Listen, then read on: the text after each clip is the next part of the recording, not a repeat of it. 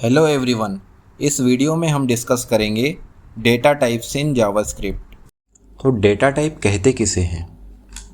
तो हमने पहले ट्यूटोरियल में देखा है, जब हम कोई वेरिएबल डिक्लेयर करते हैं तो इस वेरिएबल में कुछ डेटा स्टोर करते हैं। तो जनरली जो भी डेटा हम किसी वेरिएबल में स्टोर करते हैं तो उस डेटा के टाइप को डेटा टाइप कहते हैं। तो इस वेरिएबल में हम कौन कौन से टाइप्स का डेटा इंसर्ट कर सकते हैं, स्टोर कर सकते हैं, तो वो हम इस वीडियो में देखेंगे। लेकिन डेटा टाइप शुरू करने से पहले हमें ये पता होना चाहिए कि जावा स्क्रिप्ट जो है वो एक डायनामिक लैंग्वेज है। जावा स्क्रिप्ट की जो डेटा टाइप है वो भी डायनामिक डेटा टाइप है। अब डायनामिक डेटा टाइप यानी क्या?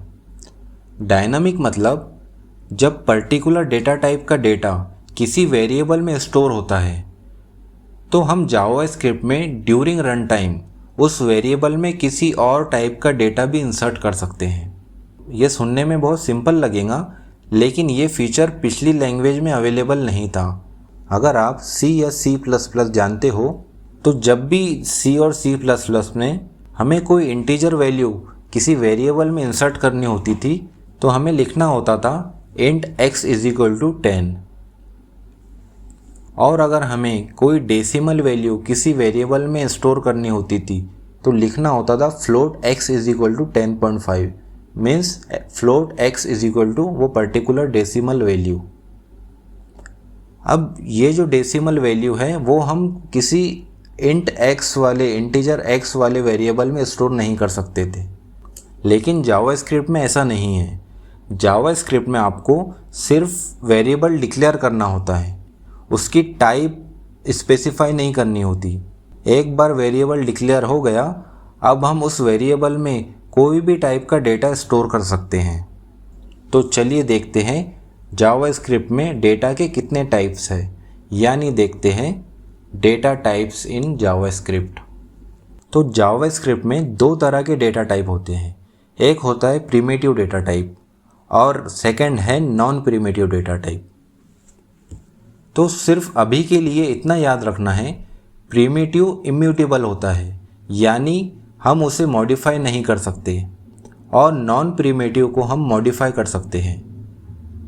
ये बहुत से इंटरव्यू में पूछा जाता है। इसका मतलब क्या है, ये आने वाली वीडियोस में आपको अच्छी तरह क्लियर हो जाएगा। तो प्रिमिटिव डेटा टाइप्स में स्ट्रिंग, नंबर, बुलियन, अनडिफाइंड, नल और सिंबल होते हैं, और नॉन प्रिमिटिव में एरे और ऑब्जेक्ट्स होते हैं। तो चलिए अब हम प्रैक्टिकली हमारी पहली डेटा टाइप स्ट्रिंग को देखते हैं। तो जावास्क्रिप्ट में स्ट्रिंग रिप्रेजेंट करती है टेक्सचुअल डेटा को, यानी अगर हमें किसी वेरिएबल में टेक्सचुअल डेटा इंसर्ट करना हो, कोई टेक्स्ट इंसर्ट करना हो, तो उसे स्ट्रिंग फॉर्मेट में लिखते हैं। और स्ट्रिंग लिखी जाती है सिंगल या डबल कोट्स में। जैसे मैं यहाँ एक वेरिएबल डिक्लेयर कर रहा हूँ, let str = hello। तो एक स्ट्रिंग लिखने का फॉर्मेट ऐसा है कि कोई भी टेक्स्ट अगर हमें लिखना है तो उसे सिंगल इन्वर्टेड कॉमा या डबल इन्वर्टेड कॉमा में लिखना होता है। ऐसे ही मैं एक और वेरिएबल डिक्लेयर कर रहा हूँ, let str2। उसमें भी मैं एक टेक्स्ट इंसर्ट करूँगा, जावास्क्रिप्ट। तो कोई भी स्ट्रिंग वैल्यू किसी वेरिएबल में इस तरह से असाइन की जाती है। तो अब मुझे इन दोनों वेरिएबल पर फंक्शनैलिटी परफॉर्म करनी है, तो मैं इस तरह से करूँगा कि अगर मुझे इन दोनों वेरिएबल को कनेक्ट करना है, हेलो जावास्क्रिप्ट को एक ही स्ट्रिंग के अंदर लिखना है, तो मैं क्या लिखूँगा, लेट सी, एक वेरिएबल मैंने बनाया हूँ str प्लस str2, यानी इन दोनों वेरिएबल की हम एडिशन कर देंगे। अब इसे कंसोल में प्रिंट कर देंगे। इसे मैंने सेव किया हूँ।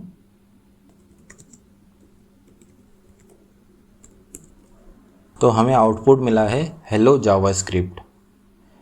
अब अगर इन दोनों के बीच में हमें स्पेस देना है, हेलो और जावास्क्रिप्ट के बीच स्पेस नहीं है, तो मैं ऐसे भी लिख सकता हूँ। यहाँ पर मैं एक एम्प्टी स्ट्रिंग दे दूँगा और इसे फिर से ऐड कर दूंगा। तो चलिए हम देखते हैं कि आउटपुट क्या आता है। तो हेलो जावास्क्रिप्ट, तो दोनों के बीच में स्पेस आ गई है। तो ऐसे ही बहुत सी फंक्शनैलिटी हम स्ट्रिंग पर परफॉर्म कर सकते हैं। तो ये सब हम अपने आने वाले ट्यूटोरियल्स में आगे देखेंगे। तो अब चलिए हम देखते हैं हमारी अगली डेटा टाइप नंबर। तो नंबर तो हम सब जानते हैं, लेकिन जानते ये नहीं कि ये भी डेटा का एक टाइप है। और इस डेटा टाइप को लिखने का जो तरीका है वो इस तरह है कि हमें एक वेरिएबल बनाना होता है, एक वेरिएबल डिक्लेयर करना होता है लेट x, और उसमें कोई नंबर हमें इंसर्ट करना होता है let x is equal to 10। ऐसे ही हम कितने भी वेरिएबल ऐसे बना सकते हैं और उसमें कोई भी नंबर इंसर्ट कर सकते हैं let y is equal to 5। अब अगर मुझे इन दोनों वेरिएबल पर कुछ फंक्शनैलिटी परफॉर्म करनी हो let z is equal to, और जैसे हमने स्ट्रिंग में एडिशन की थी दो स्ट्रिंग की, इसी तरह से हम दो नंबर की भी एडिशन कर सकते हैं let z is equal to x plus y. मैं z को अब प्रिंट करूँगा, इसे मैं सेव करता हूँ। तो हमें आउटपुट में मिलना चाहिए 15। तो आप यहाँ देख सकते हैं हमें 15 आउटपुट मिल गया है। तो नंबर जो डेटा टाइप है ये बहुत बेसिक है, ये हम सब जानते हैं। तो अब हम देखते हैं हमारी अगली डेटा टाइप बुलियन।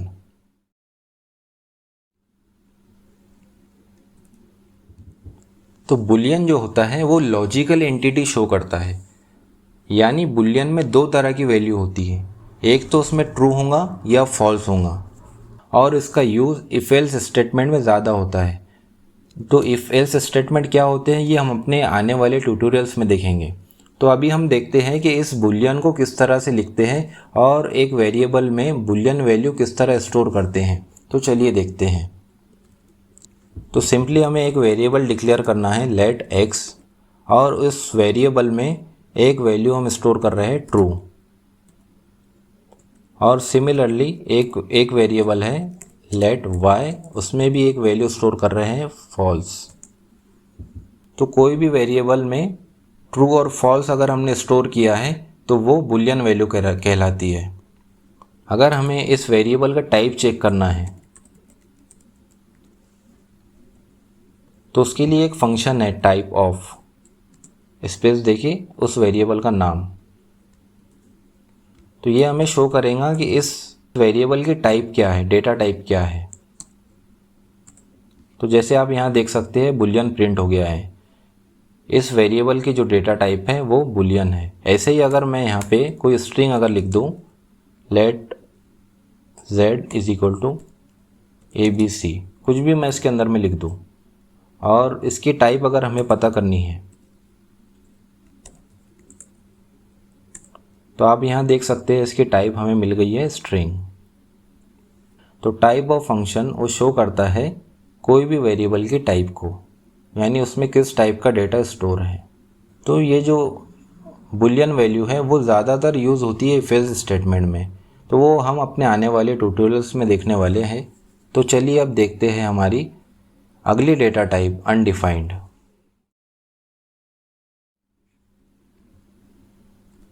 तो जब हमने वेरिएबल पढ़ा था तो उसमें हमने देखा था कि जब भी कोई वेरिएबल हम डिक्लेयर करते हैं लेकिन उसमें कोई वैल्यू असाइन नहीं करते तो इस वेरिएबल की बाय डिफ़ॉल्ट वैल्यू होती है अनडिफाइंड।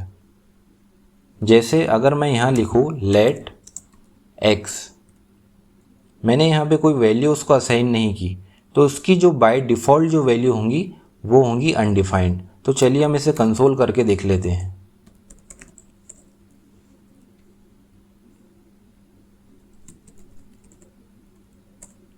तो जैसे आप यहाँ देख सकते हैं इसकी जो वैल्यू आ गई है वो अनडिफाइंड है।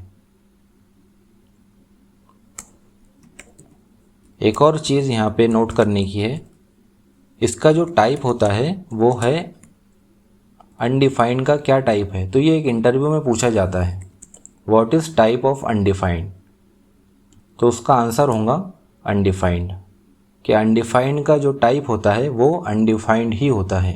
एक अनडिफाइंड वेरिएबल का क्या टाइप होता है वो होता है अनडिफाइंड।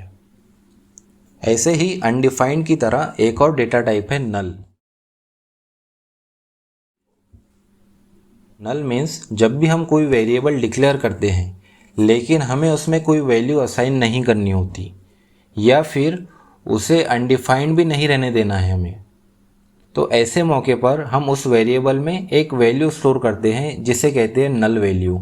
यानी नल मीन्स नथिंग, उसमें कोई वैल्यू नहीं है। तो उसे लिखते ऐसे हैं, let x is equal to नल।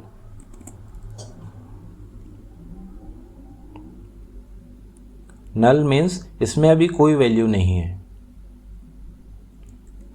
इसे अगर हम कंसोल में प्रिंट करें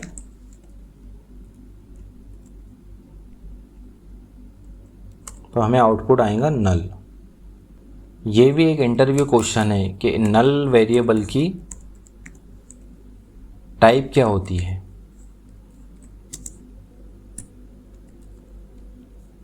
एक तो आपसे पूछेंगे कि अनडिफाइंड वेरिएबल की टाइप क्या है और नल वेरिएबल की टाइप क्या है। तो अनडिफाइंड वेरिएबल की टाइप है अनडिफाइंड और नल वेरिएबल की टाइप होती है ऑब्जेक्ट। तो ये हमने देखा है प्रिमिटिव डेटा टाइप। अब हम देखेंगे नॉन प्रिमिटिव डेटा टाइप। तो एरे कहते हैं कलेक्शन ऑफ डेटा टाइप को। एरे कहते हैं कलेक्शन ऑफ डेटा टाइप को। हमने देखा है कि एक टाइम में एक वेरिएबल में एक ही टाइप का डेटा स्टोर हो सकता है। या तो वेरिएबल स्ट्रिंग होगा या वेरिएबल नंबर होगा या तो वो बुलियन होगा या अनडिफाइंड होगा। लेकिन हमें अगर ऐसी रिक्वायरमेंट हो कि नंबर और स्ट्रिंग या कोई और डेटा टाइप एक ही वेरिएबल में हमें चाहिए, तो उसके लिए इंट्रोड्यूस हुआ है एरे। तो एरे को लिखते हैं स्क्वायर ब्रैकेट में। तो मैं यहाँ लिख रहा हूँ स्क्रीन पे, लेट एक मैं वेरिएबल बना रहा हूँ पर्सन। तो एरे जो लिखते हैं वो स्क्वायर ब्रैकेट में लिखते हैं। अब इसमें कोई भी डेटा हम स्टोर कर सकते हैं, चाहे वो पूरा नंबर हो या तो वो स्ट्रिंग हो या तो वो पूरा बुलियन हो या मिक्सअप डेटा हो, कुछ स्ट्रिंग हो कुछ नंबर हो।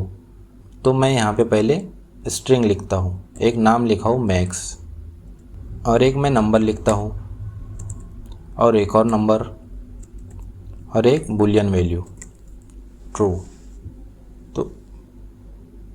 तो एरे जो लिखा जाता है वो स्क्वायर ब्रैकेट में लिखा जाता है और उसमें हर एलिमेंट सेपरेट होता है दूसरे एलिमेंट से कॉमा के थ्रू।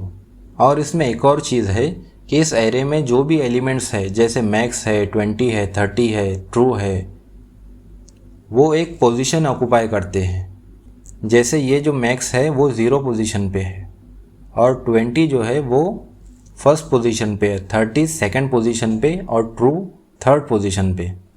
अगर हमें हमारी स्क्रीन पर 20 प्रिंट कराना है, हमें आउटपुट की जो रिक्वायरमेंट है वो 20 प्रिंट कराना है, तो मैं लिखूँगा कंसोल में हमें ये वाली वैल्यू का एक्सेस चाहिए।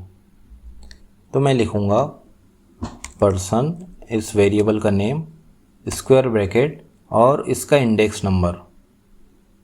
यानी ये जो है ये 0th पोजीशन पे है, ये फर्स्ट पोजीशन पे है, ये सेकंड पोजीशन पे है। तो मैं इसे लिखूँगा 1 और इसे सेव करके प्रिंट करूँगा। तो जैसे आप देख सकते हैं यहाँ पे 20 प्रिंट हो गया है। ऐसे ही अगर मुझे 30 प्रिंट कराना हो तो मैं लिखूँगा सेकंड, इसे सेव किया हो तो आप देख सकते हैं यहाँ पे 20 जो फर्स्ट पोजीशन पे है पहला कंसोल और सेकंड जो है वो 30 प्रिंट हो गया है। ऐसे ही अगर मुझे ट्रू प्रिंट कराना हो तो मैं लिखूँगा पर्सन स्क्वायर ब्रैकेट 3। ऐसे ही एक और फंक्शन है एरे की, अगर हमें लेंथ फाइंड करनी है तो उसके लिए एक फंक्शन है लेंथ। तो इसके थ्रू हम फाइंड कर सकते हैं कि इस एरे में कितने एलिमेंट्स हैं। तो आप देख सकते हैं यहाँ पे 4 प्रिंट हो गया है। तो इस एरे में अभी 4 एलिमेंट है, 1 2 3 और 4। तो इस तरह एरे के एलिमेंट्स को एक्सेस करने के और भी मेथड्स हैं, जैसे मैप है, फिल्टर है। तो ये बहुत से मेथड्स अवेलेबल है जावास्क्रिप्ट में। ये सब हम आने वाले वीडियोस में, आने वाले ट्यूटोरियल्स में देखेंगे। तो अब हम मूव करते हैं हमारी अगली डेटा टाइप ऑब्जेक्ट्स पर। अब है हमारी आखिरी डेटा टाइप ऑब्जेक्ट्स। तो ऑब्जेक्ट कर्ली ब्रेसेस में लिखा जाता है और इस ऑब्जेक्ट में जो वैल्यू होती है वो की वैल्यू पेयर में होती है। जैसे फॉर एग्ज़ाम्पल मैं एक वेरिएबल डिक्लेयर कर रहा हूँ OBJ। तो ऑब्जेक्ट लिखने का जो तरीका है वो ऐसा है कि हमें पहले कर्ली ब्रेसेस लिखनी होती है। तो इसमें जो डेटा होता है वो की वैल्यू पेयर में होता है। जैसे मैं अगर लिखूँ फर्स्ट नेम मैक्स,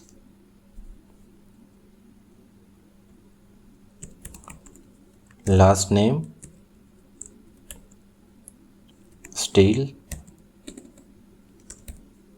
और एज 34।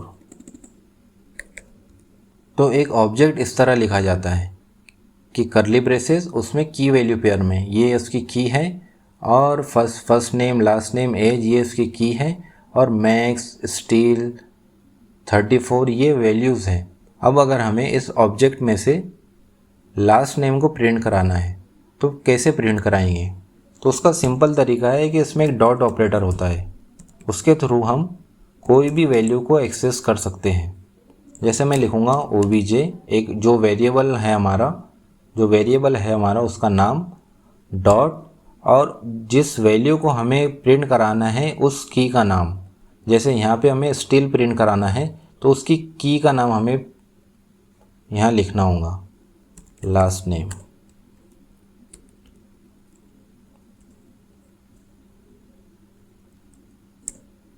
तो जैसे आप यहाँ देख सकते हैं यहाँ पे स्टील प्रिंट हो गया है। ऐसे ही अगर मुझे 34 प्रिंट कराना हो तो मैं लिखूँगा console.log OBJ, यहाँ पर लास्ट नेम की जगह एज। तो हमें आउटपुट मिलेगा 34। तो आप यहाँ देख सकते हैं हमें 34 मिल गया है। तो बेसिकली ऑब्जेक्ट्स की जो वैल्यू होती है उसे हम डॉट ऑपरेटर के थ्रू एक्सेस कर सकते हैं।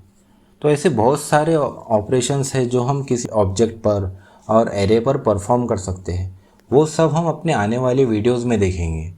तो इस वीडियो में अभी के लिए सिर्फ इतना ही। तो अगर आपको ये वीडियो पसंद आई हो तो इस चैनल को सब्सक्राइब करें, वीडियो को लाइक करें और शेयर करें। तो अब हम जल्दी मिलते हैं हमारी नेक्स्ट वीडियो में।